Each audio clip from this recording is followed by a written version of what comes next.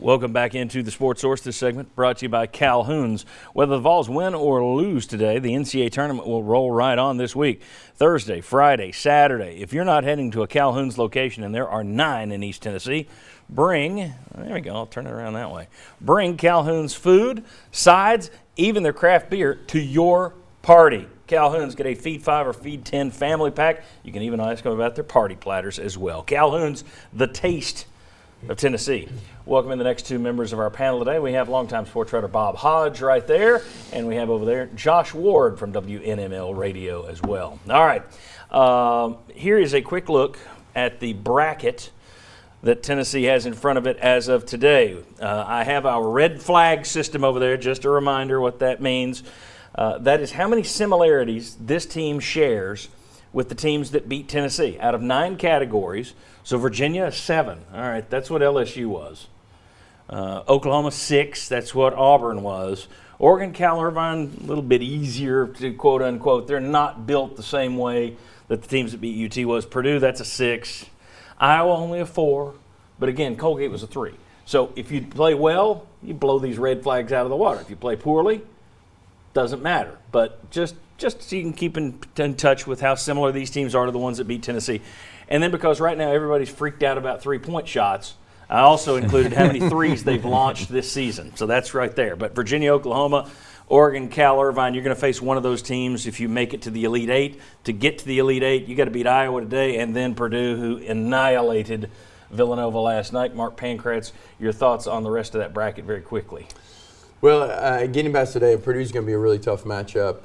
They've got an All-American guard, 7'3" interior guy. So, but Virginia will be the one standing at the end, and we'll see if Tennessee can get there. All right, very good. When we move forward, let's take a look at Iowa's starters here. And there you go. There are their 5 starters. Head coach Fran McCaffery in his 9th year. He's the guy that Conzo Martin beat in a is that a play-in game? I guess that was a Dayton game. They don't like to call it play-in game. First 4 game in Dayton a few years ago. Mark, thoughts on their guys to watch? Tyler Cook's a second-team All-Big Ten guy. Hasn't shot 1 3-pointer all year. It's all inside, but a big-time player. Wieskamp was one of the 5 All-Big Ten freshmen. Is playing really well right now. And Bohannon, he's a guy that late in clocks you got to stay up on because he wants and will take and will make the big shot that can really affect it. But obviously they've got good size with Garza, Cook, and Wieskamp. Cook gets to the line about as well as anybody. Not quite as well as Grant Williams, who's top 10 in the country, but Cook gets to the foul line a lot, so you can watch that one today. Let's take a look at statistics comparing the two. I'm using Ken Pomeroy's much accepted computer rankings. Tennessee 30-5, Iowa 23-11. Offensive efficiency, you'd see that Tennessee's a 3, Iowa's a 14. Now, if you'd drawn Cincinnati, you would have been playing a better defensive team. Instead, you're playing the better offensive team. In terms of defensive efficiency, Tennessee a 34, Iowa not that good. All right.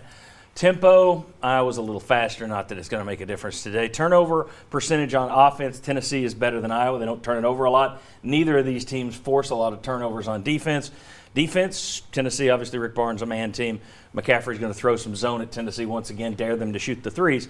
Some stats there at the bottom. Iowa, number 306 in the nation in 2-point percentage defense. In other words, if you're Tennessee, another good example, don't waste time chucking the threes today, even if Mark likes them at times. Next up, number 16, Iowa. They're really good in free throw attempts per field goal attempts, meaning they get to the line a lot. Top 60 in the country. And Tennessee, as we know, very good assists to field goal ratio. And then the last thing, let's take a look at the schedule. Pretty impressive here. Tennessee, the numbers are the NCAA seeds. Every team but Vanderbilt down Tennessee's the last 11 games, including Colgate, NCAA teams. So obviously Colgate was an NCAA team, but 10 of your last 11 games have been against teams seeded 8 or higher in the tournament. Well, Colgate 15. You get the point. Iowa hasn't played that tough a schedule. I think they went, 5-6 in their last 11. Tennessee went 7-4 in their last 11. Gentlemen, your thoughts, I'll start with Bob and Josh, your thoughts on the Tennessee-Iowa matchup. Well, like it, dislike it? What I want to see, I think Tennessee's defense, and we've talked about it, you and I have talked about it a lot, the three-point defense, et cetera, et cetera. I think Tennessee's offense is going to be the key to the whole thing for them. Because I think, like you said, Friday they got away from their normal offense a little bit. The other thing, and you said it coming out of the break or in the break, foul trouble for Tennessee. If you look at the Iowa's stats, seemingly get a lot of points in the paint from their big guys. Tennessee has struggled staying out of foul trouble, not necessarily struggled with the teams, they've struggled staying out of foul trouble. So that's offense and staying out of foul trouble. Yeah, Iowa's players said Kyle Alexander's very important for them, and they know that because of what he can provide defensively for Tennessee. I like the matchup overall for Tennessee just because I think the Vols are clearly a better basketball team when you look at how the season has gone. Iowa's played in close games this year, so if it comes down to the final few minutes, Iowa's not going to be negatively affected by that, I don't think. They also have pretty good length if you look at their lineup, and that's something to pay attention to. But as bad as Iowa can be defensively, getting back to the conversation, does Tennessee play its game? If Tennessee plays its game offensively, it should be able to find ways to score often against Iowa. Mark, back in December, we laid out, we went through the schedule one game after another and said the schedule is going to be backloaded. Be prepared for it. It was. You look at that right there, you had a lot of people saying, well, they've lost their will at the end, they've been exposed. Well, they were playing NCAA teams one game after another, half of them on the road. Do you think that's worn them down, or do you think that means they're battle tested?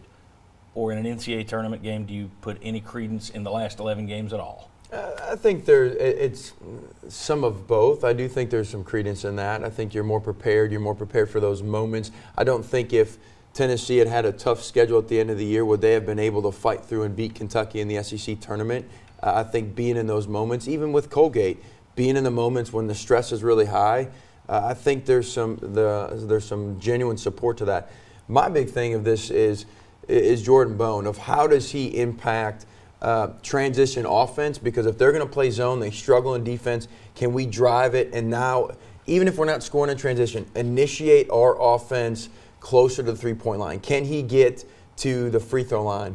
And then on transition, our transition defense, how can we get back and make sure that we're building the wall and playing good defense? I think that's going to be – they don't have – the bigs, they comparison are bigs. Wings, somewhat compare. Jordan Bone can be a difference maker today in transition defense and transition offense. All right, very good. I know Bob's been calling for Jordan Bone to do a little bit more driving to the basket, slashing and driving stuff, use the speed. When we come back, we're going to take a look. Keys to the game. We're going to have 5 different people give you 3 keys apiece. So 15 keys. How many of them are the same? We'll tell you. Come on back on the Sports Source.